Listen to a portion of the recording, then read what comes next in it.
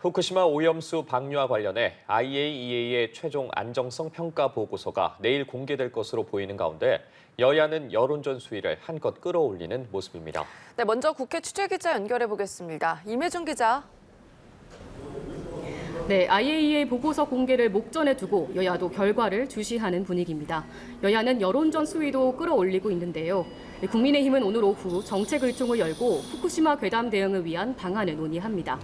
정책의총에는 과거 광우병 시위를 주도한 민경호 대한연대 대표가 참석해 괴담 유포의 과정과 대응책 등에 대한 강연에 나섭니다. 당 지도부는 오전 최고위원 회의에서 민주당이 괴담 선전선동을 한다며 비판을 이어가기도 했는데요. 듣고 오시겠습니다. 오염수 방류를 반대한다면서 정권 퇴진을 외치는 저희는 무엇입니까?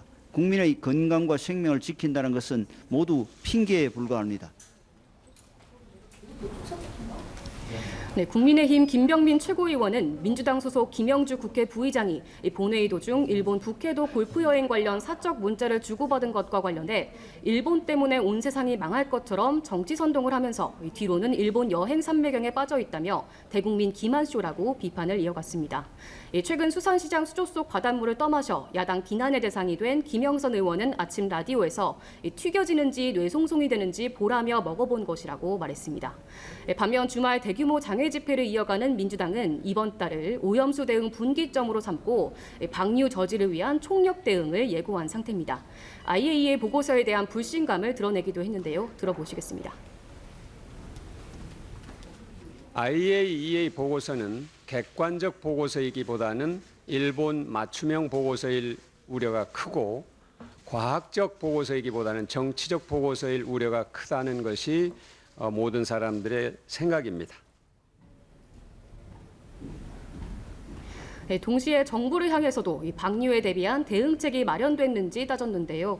핵오염수 위기 대응 매뉴얼의 조속한 수립을 요구하고 핵오염수 방류 승인 후 수산물 수입 규제 완화 가능성을 언급하면서 정부가 답을 내놔야 한다고 추궁했습니다.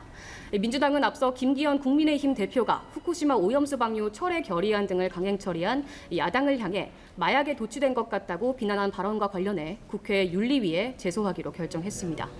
한편 일본 여행 문자로 논란이 된 김영주 부의장은 SNS에 본회의 중 사적인 문자를 주고받은 것은 명백한 잘못이라며 국민과 당원께 사과한다고 밝혔습니다.